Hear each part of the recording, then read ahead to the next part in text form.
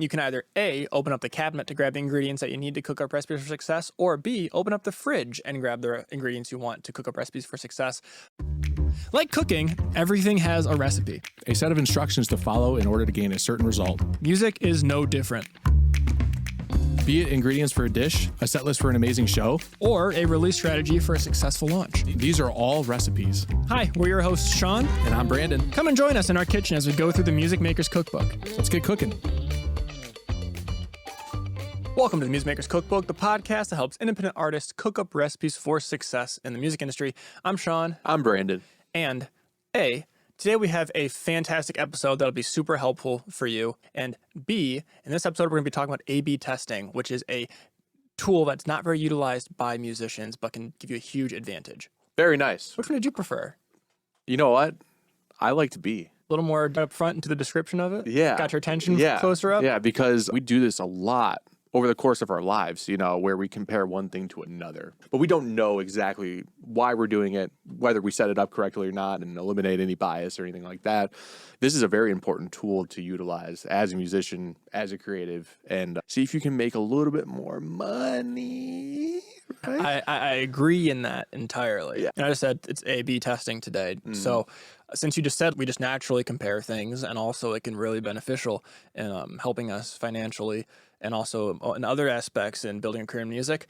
Brandon, take it away. What is A/B testing? A/B testing, it's a randomized controlled trial that tests two variations of fill in the blank. Website, social media posts, YouTube video, merch sales, anything that you can kind of come up with. So, if you can A/B it to itself with another way that you can organize it or display or whatever the case may be, that is like an A/B test. So you're using words like variables and control runs Yeah, and testing and yeah. all that. What does that all mean? Let's take an example of a website to use for this definition. Let's say you have your main website, like I do now, like you do now. Yep. And then you create a new homepage, a new landing page, right? Opposed to the one that you have now. And then you're able to set up a test. When people come to your site, they either get homepage A or homepage B. And they can't control that. They don't know that's happening. And then from there, you gain statistics. If you're using like something like Hotjar, you can actually see where they click on your website and where they engage. And from there, you can determine whether one is more effective than the other. Say you're getting more inquiries on B, then you're more likely to go with B because you're trying to get more inquiries onto your site.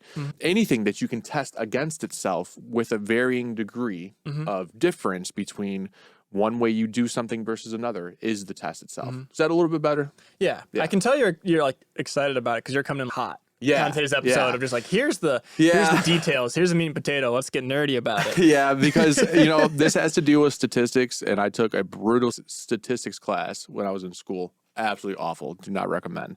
And had to learn a lot about like things like this, so it was really drilled into my brain. When I was researching it and last week when I was researching it, I was like, oh yeah, I remember all this. Like this is all flooding back to me now. And then I had to go to see my therapist for some PTSD. So that's what A/B testing is. That's what it is in order to get a certain result. But what is it broadly?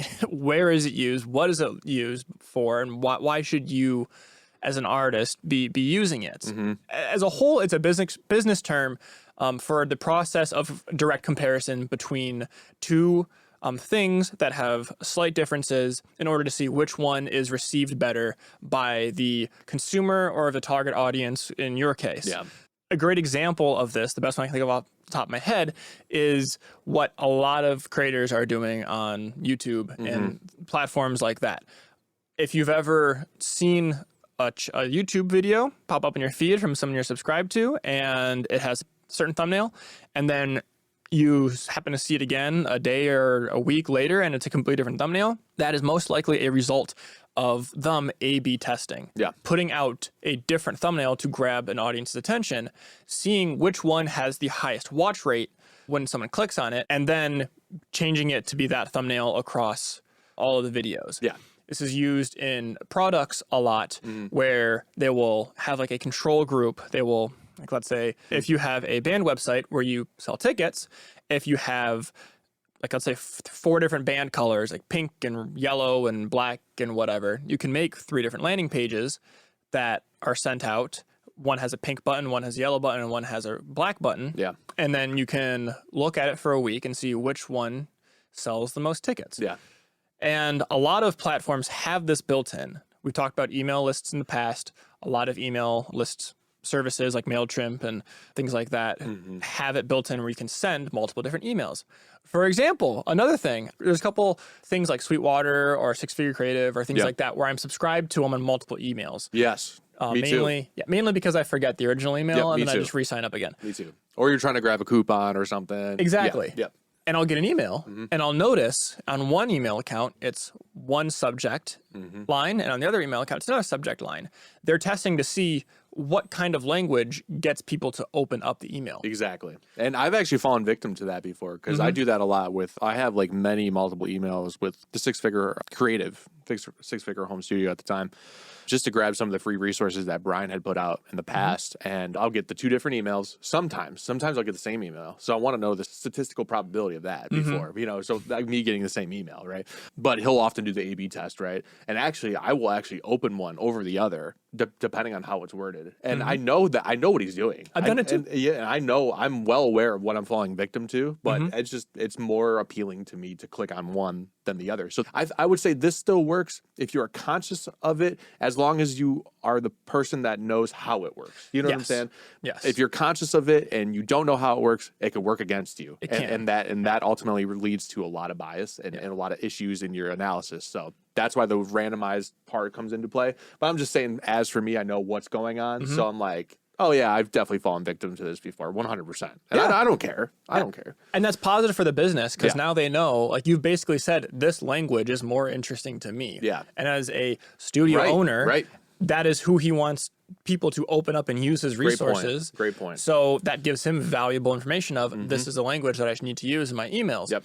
Let's try slight variation next time and do it and like really dial in your messaging, which is great for a business. Yep. With YouTube, how they have it, we'll dive more into it later, but with YouTube, they have variations in thumbnails. And you might, if you're familiar with YouTube analytics, there's a couple of different statistics that YouTube monitors. With thumbnails, it often attaches click-through rate. Yep. Which is how likely are people to click on the video when they see the thumbnail. Right. And you might think that when you're A/B testing, you're going to be A/B testing for a click-through rate. So which thumbnail do people click the most on?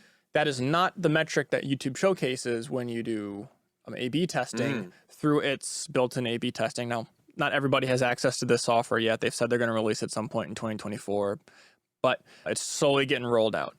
Anyways, if you are part of the program and you do have A/B testing built in through YouTube, what it does is it tells you which one has the highest watch time or the highest watch percentage based on the thumbnail. And that might seem counterproductive because it's like, well, which one gets clicked the more? That's the one that I want to get put out there. But what really it's giving you now is information on which thumbnail best represents the video and matches the expectations of the viewer when they click it that makes them want to stick around for a longer period of time. It's not a direct measurement to the variable that you're changing, but it is a more valuable measurement overall because that better feeds into what YouTube is as a platform. So that's where the downside of it comes in, where you said it can give you bad information if you misuse what A/B testing is. If you use the information of a variable that is like directly connected to it or isn't as helpful as another metric you could be measuring with it, then you could make changes skewing you in a direction that actually doesn't aid you or doesn't serve the people you are trying to get to listen to your music or come to your shows or whatnot.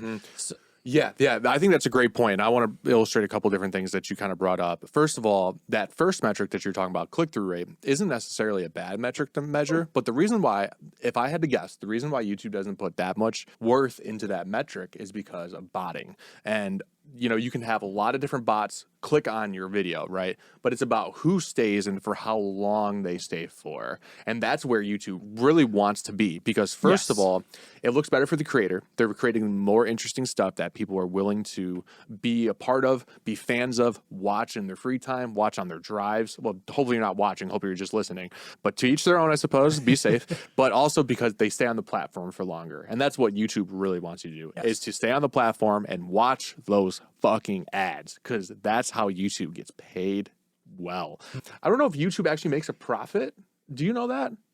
It could be a loss leader for Google. I don't know for sure though. And that I can only imagine the servers and the storage that they have to have, and just the amount of employees, right, that they have working on the site nonstop. I swear to God, they're rolling out something new every week. I swear to God, whether that's a good thing or a bad thing, I'll let you decide that. But I think that's why they don't put that much pressure on click-through rate, right? Yeah. And I would say same goes to Spotify, because what you're doing when you're botting, you're trying to skew the data into tricking the algorithm into thinking, hey, I'm popular.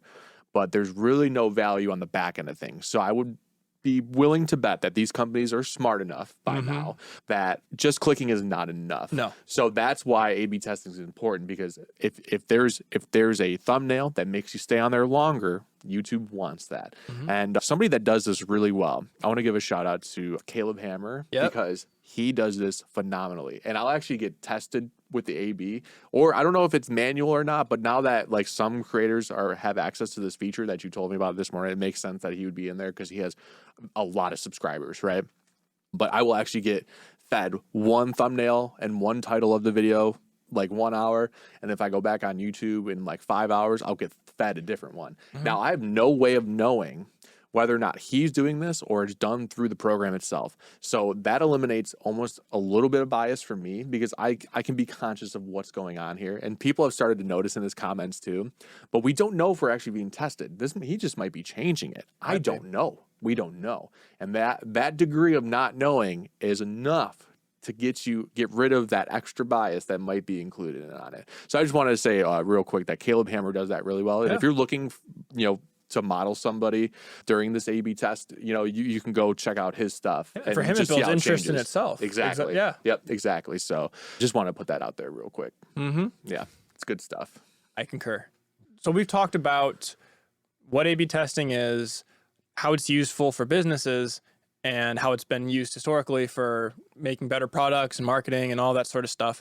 You might be thinking, if you're still listening, which thank you for listening this far, what the hell does this have to do with music? What the hell does it have to do with me? Because like at this point, it's just been business. It's just been business. Yeah. Well, aside from the fact that you are a business, right? If you are trying to make a living in the music industry, you are a business. Whether you're a sole proprietor, an LLC, whatever it may be, you are a business. You are trying to make a living doing what you love, which happens to be music. Like any other business trying to make a living from selling food, you're trying to make a living from selling music. You're a business. So anything that is helpful in business definitely has applicable things for you in making your music. But more specifically from that, there are plenty of other examples and things that we can go into about, hey, try this. In this scenario, it's helpful in this scenario, and give you a bunch of ideas and suggestions on how you can use it. But I feel like in order to really dive into that, there's some language that we need to go over. Because this topic does have some language, which is, I'm sorry, I talked over you in the beginning. No, you're good. You're good. There's some things that may be like, what the hell is No, absolutely, because it can be very here? overwhelming. Just getting all these terms thrown at you and you don't even know what the hell they mean. Right. And how does it relate to this practice of A/B testing? So we wanted to real quick dive through a couple of terminologies that we're going to be using throughout the remainder of the episode, where we apply it specifically to the music industry and specifically to you as an artist out there. Yeah. And we want to say too that we're not going to get specifically into any numbers or anything like that, because first of all, I think there's like an unwritten rule of podcasting where you shouldn't use too many numbers during the podcast, right? And second of all, we just don't have anything prepped for that. And like at that point, that's going really hard, and coming up with a random scenario that would illustrate something just wouldn't be beneficial. I don't think we'd have to have real-time data that we could actually sit down and do a video on, and that just becomes so convoluted, right? So we're going to stick to the more language-based statistical analysis today, lack of a better way to say it, I suppose. Well, things are changing so quickly as well. So also if we dive into details on specific platforms or for specific metrics or things like that, then it instantly dates it. So on other platforms, we might dive into it more on our TikTok and do some quick shorts that highlight it, or we'll make a YouTube video about it if you want us to. Subscribe to us on YouTube and ask for it, and we'll make a deep dive on there. But in this podcast, we're going to talk about Yep. broadly what the process is, how to do it, and then give some resources in the description, some links for you to go check out if you want to do a deeper dive and learn more about it. Absolutely. So let's get into some of the terms. We'll start with variant first. The variant is how many things you'll be testing within the test itself. Yeah, so A/B testing is representing two different variants. There's the A variant and the B variant. You're putting both of them out in the world, seeing how they are compared, and then picking the one that gives you more of the result that you are looking for. Yep. It's not just limited to two variables. You could ABC test, ABCD test. You can put multiple things out there for the purpose of comparing them all against each other. And that is, when we talk about variance, we're talking about how many things you are comparing with each other in order to find the best route moving forward. Next term is factors, measurable variables that can change or is a control of the test. Every factor has an impact in the outcome of the experiment. Yes. We have good examples on this one, actually. Yeah. Should we talk about those now, or should we hold off on the examples? No, dive in. Okay. So Sean brought up having your merch booth in front of the venue versus in the back of the venue or in the middle of the venue. So there's your C, right? You can do ABC right there. Yep. Your placement of the merch booth. Let's see how much you sell in comparativeness to having it in the back of the venue, right?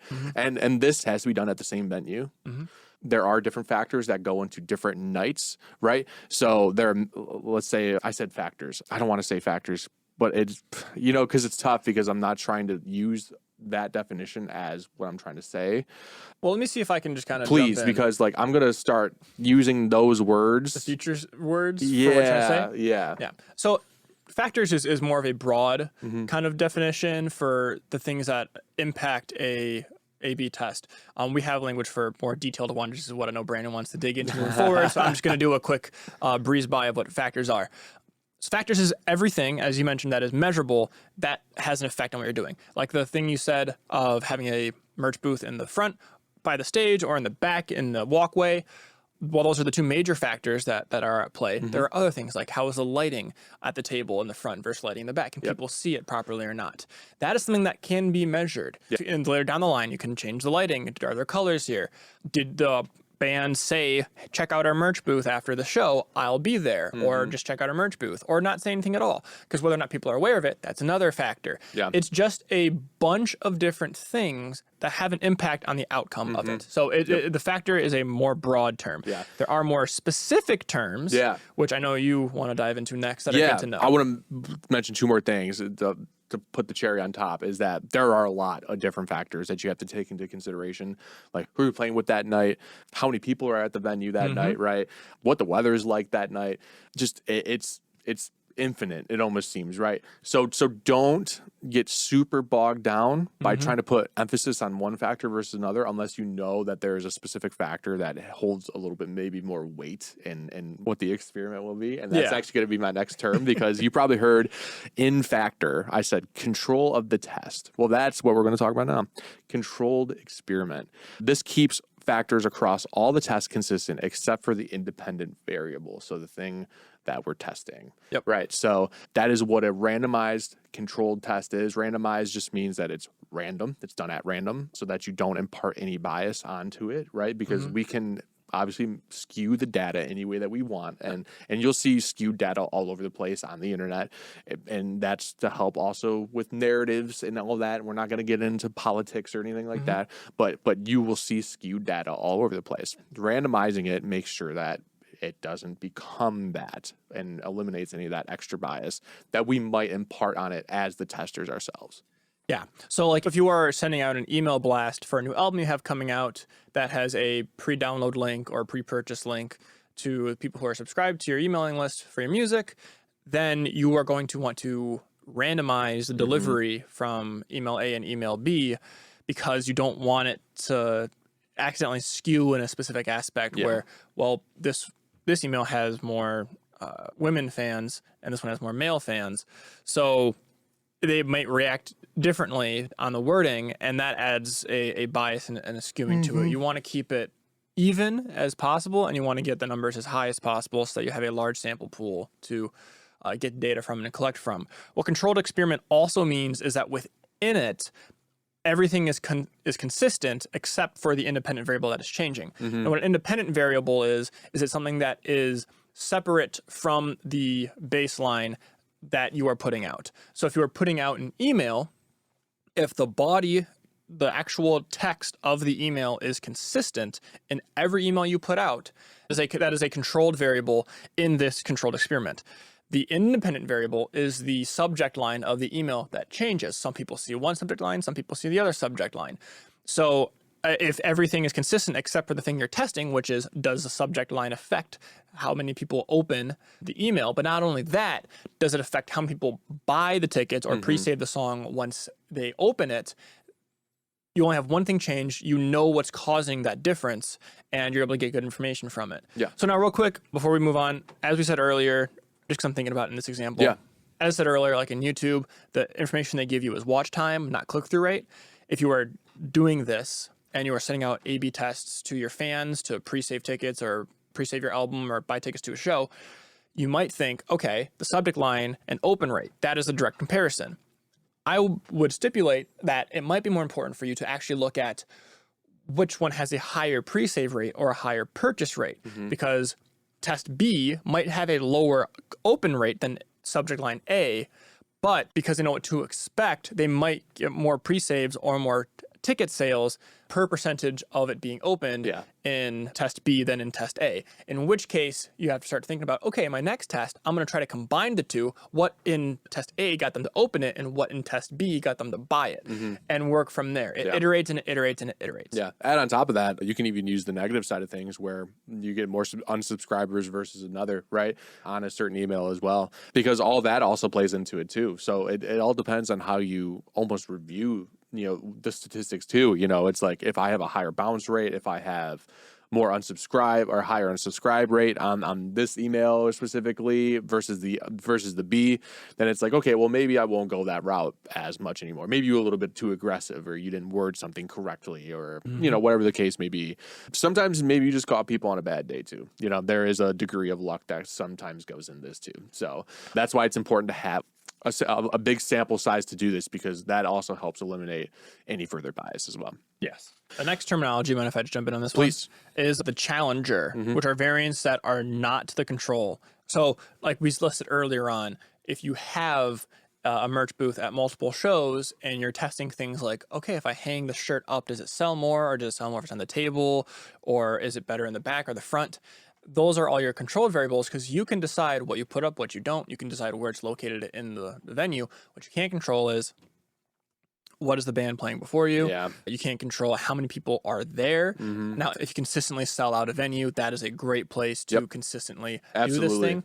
But you also can't control how many people here already bought something from this. Right. If most of them here have this shirt, then they're not going to buy another shirt, most likely. So those are variables that affect the outcome that you can't necessarily control, and they're not controlled variants. Yeah, great way to say it. Yeah, I think you nailed that one. I'm just going to move on to A/B split. Do it.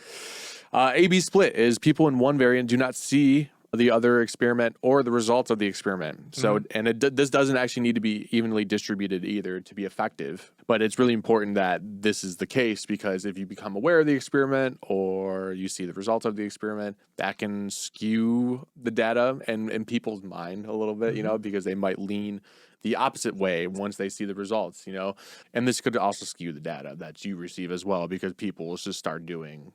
And once they're conscious, they'll react differently. So you want to get it as randomized as possible and without people knowing, that you're doing this. Now, like I said at the beginning, I'm fully aware that Caleb Hammer does this to his thumbnails, and his audience is clearly very aware of it too now, since it was the most liked comment on one of his videos, right?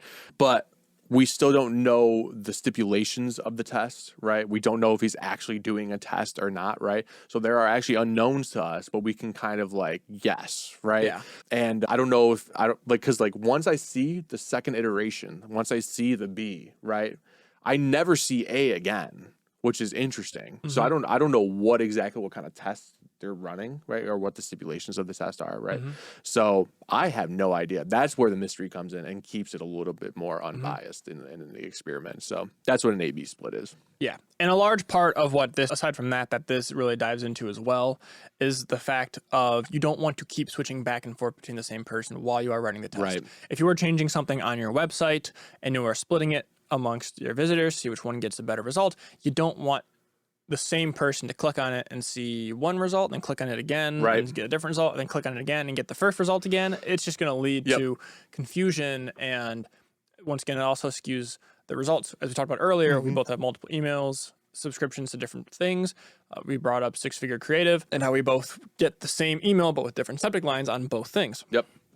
Now, it might, whichever one we end up clicking on, maybe this is just a better title. Right. But because we're aware and we see both options, it also might be the fact that, oh, I'm familiar with this now. Yeah. I know this is the same email. Yep. Sure, I'll click on it. This is Right. my second time seeing it. Yep. Like, because sometimes it takes multiple amounts of exposure in order to have an action. It can take multiple calls to action before the person actually ends up doing it. In fact, that is usually what needs to be done, just a constant reminder of it. So there's also the bias of, I've seen the email twice. Yep. Yep. So this is why it's important when you are A/B testing to have a split between it that doesn't necessarily crosstalk, so that there isn't that confusion and there isn't that change in understanding or lead to bias or differentness inside of the Absolutely. thing itself. Yeah, absolutely. Love the crosstalk reference. Yep. Nice. Nice. Are you an audio engineer? No? Yes. I love it. So yeah, and I guess the last thing we want to say is that sometimes these will be inconclusive, whether there's not enough data or they're way too close. Yeah. Or the information you're getting from it doesn't necessarily give you an idea of the result that you had in mind or that you're looking for. So that's that. Moving on from there, let's kind of start talking about real quick how this can be used in the music industry. Yeah. Let's do it, because by now we've probably already lost you with stats 101, right? So let's talk about some real ways you can use this. I mean, first, low-hanging fruit, websites, social media, YouTube. We've talked it to death at this point. You can use this to your advantage with any of those different mediums.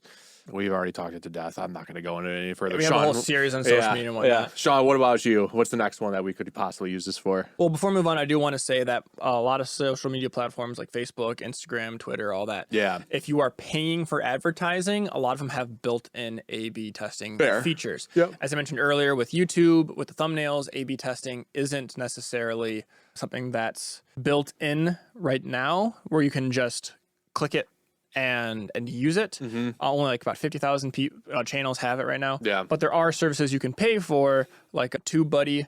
I've never used it myself, but Sounds cute. yeah. But part of the reason we're doing this episode now is because it's something that we are going to start looking into doing more, get some A/B testing done. Yep. And while we're learning it, we're going to talk about it. But TubeBuddy is a resource that does A/B testing for thumbnails and also has other metrics and will help you track the information on your channel if YouTube is a important part of your music career, be it with music videos, interviews, behind the scenes, whatever it may be. It's a way of kind of optimizing it quicker and getting results quicker. So I just want to put that out there that some platforms have it built in, some platforms you have to pay or do a third-party thing, but most platforms, if not all, have it as a function that you can utilize in one way or another. Yeah. Good to know. Yeah. Good to know. Aside from that, some other things you can potentially try is you can use A/B testing to figure out what kind of art style or color scheme best represents your music or gets people more interested quickly on your music as a whole. Yeah. A way you can do this is if you make two different band posters for a live show that you're doing, hang half in one side of the city or half on the other side of the city, or just randomly throw them in. And on the poster, say, take a picture of this poster and show it to us at the merch booth, and we will give you a free wristband or something, or band merch or whatever it may be, 10% discount off of band merch or whatnot. That can tell you, okay, what kind of art style not only gets people to the event, but it will show you that what kind of art style gets people to want to then buy merch of it at the merch booth. Yeah. So then you can kind of stylize what you are doing around that specific design and move more in a direction that better suits your target audience. I think that's great. So that's awesome. just a random idea for it. Aside from that, as we talked about live shows, you can start testing, okay, where in the location of the venue is best? Is it best if the band is there or not?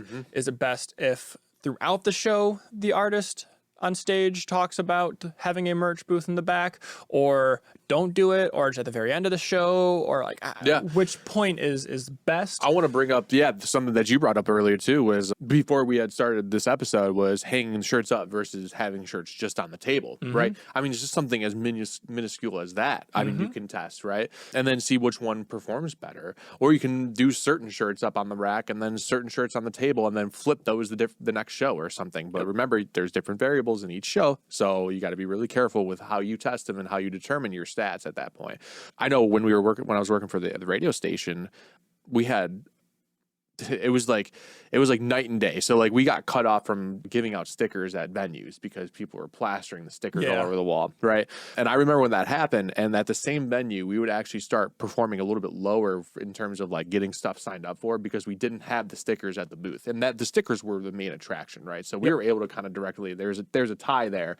The window decals just weren't as good for people, you know, the ones that you stick up on the windows that works with static, you know, whatever, just wasn't quite the damn same, right, at that point. So obviously the stickers helped out a lot and attracted more people, and we got more people to sign up. Either they felt indebted to, or whatever the case may be at that point. I don't really know. I don't really care. You could look into our series on influence and find out if you really wanted to. Ooh, good plug. Good plug. But yeah, no. Bow, bow, bow. Air horn. But yeah, that was like a direct comparison that we were able to make. And at same venue, very similar music, because it was all like what 89X played at the time, right?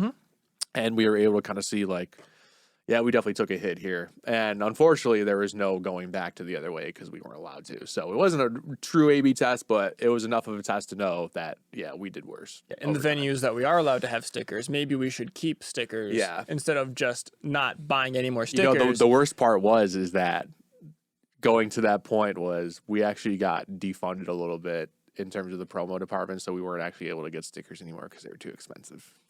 So we actually ended up getting rid of them completely at that point. And that's going to hurt. And then the station shut down 2 years later. Yep. But yes, that's an option. In terms of digital, if you're trying to get people to pre-save your song and you're making promotional posts on Instagram or Facebook, you can have two different things that you then put out there and see which one gets more pre-saves, whether it be like a static image or a video or two different kinds of videos. Does it have a clip from the song inside of it, or a clip from a music video along with the song inside of the promotional thing, or does it not? As I mentioned when I talked about the email thing, what's the color of the button? What is the subject line of the email? Does it take to a website or not? There's so many things that you can test to then get the results you want. Yeah. So the first thing to look at is, what is the result I want? And what do I have to do in order to get there? If I want people to pre-save my album, that's releasing, so it's got a big push right at the start, which then gets maybe a Spotify curated playlist to put me on it, or a great radio player, whatever it may be. That's the end goal. Then look into, okay, well, what do I have that can do it? Well, I've got an emailing list, so I should be sending out emails promoting this. Cool. Now you know what you need to do in order to get the result. The A/B test allows you to be as efficient and as quickly as possible and be as prepared as possible up to the lead up to that point, so that you have a better working final result as you get closer and closer to the release date. Yeah. Same thing if you want to sell a lot of merch. Oh, we have a huge merch drop. We want to get people excited for it and sell a lot of merch. Okay, cool. Then you're going to have an effective merch booth that gets people excited and interested to buy. You're going to have it built into your set that you are promoting it throughout the show. Yeah. How are you going to promote it? What are you going to promote it? Where are you going to showcase it? If you are trying to get a lot of followers, okay, well, I need to make content that's really interesting and engaging. Well, what you can do is you can create the same piece of content, like a behind-the-scenes shot or whatnot, and just change how you introduce it. Be like, hey, guys, welcome to our thing. Here's the back room before our performance. Or you can be like, we got a killer performance tonight. You watch this. Or do like clickbaity thing, like our drummer just made the stupidest fucking mistake ever. And then like tell the story behind that. Yeah. Like, there's different ways you can do it. Typical. Yeah. No, I'm just kidding. But you can then post them and see which one gets the most engagement. Now, if you're doing this on a platform like TikTok, where it's all about volume, you can effectively do it, post the same video. Once it gets in like 5-10 seconds in, it'll be the same behind the scenes video, but the start of it's different.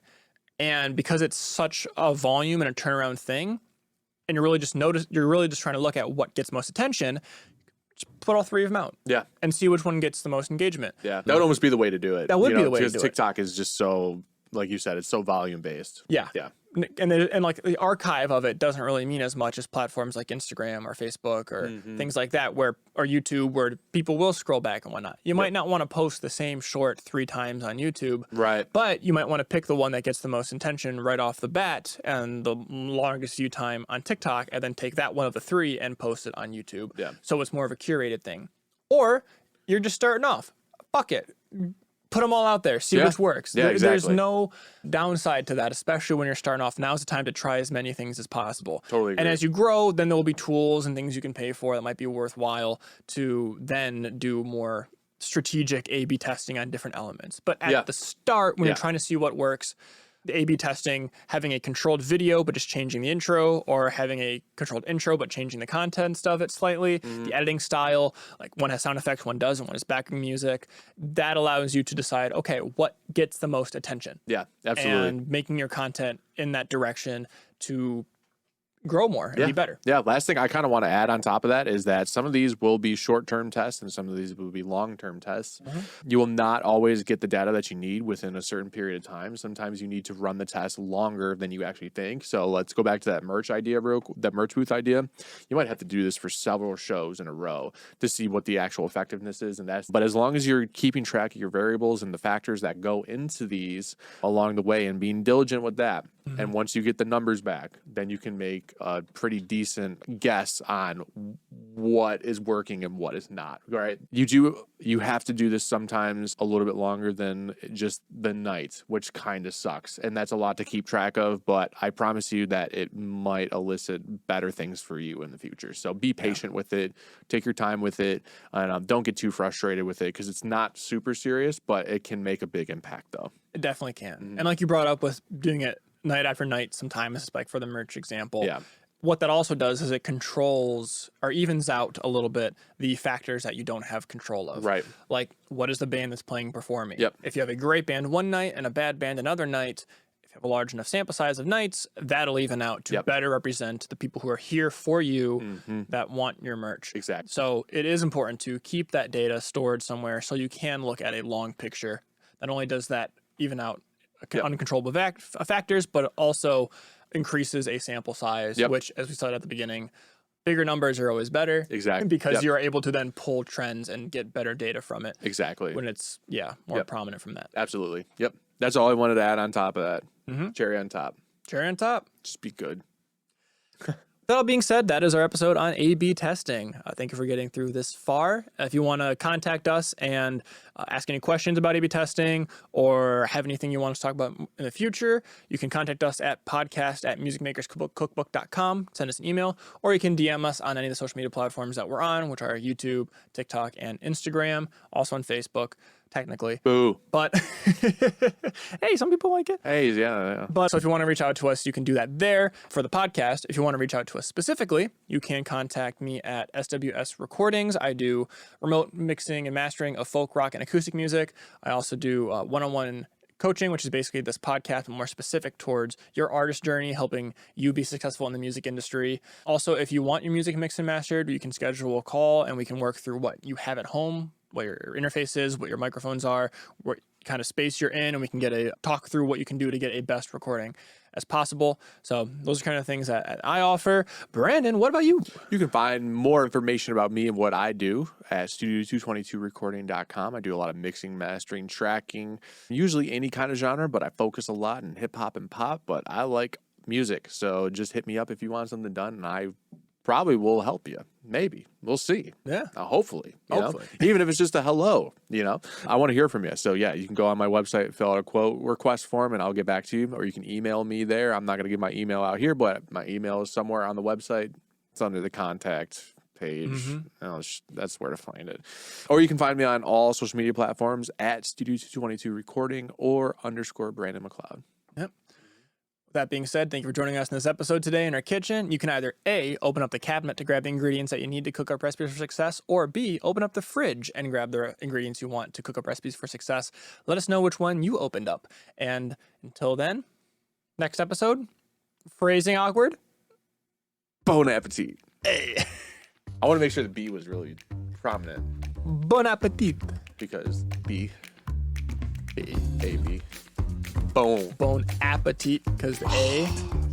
Think that far.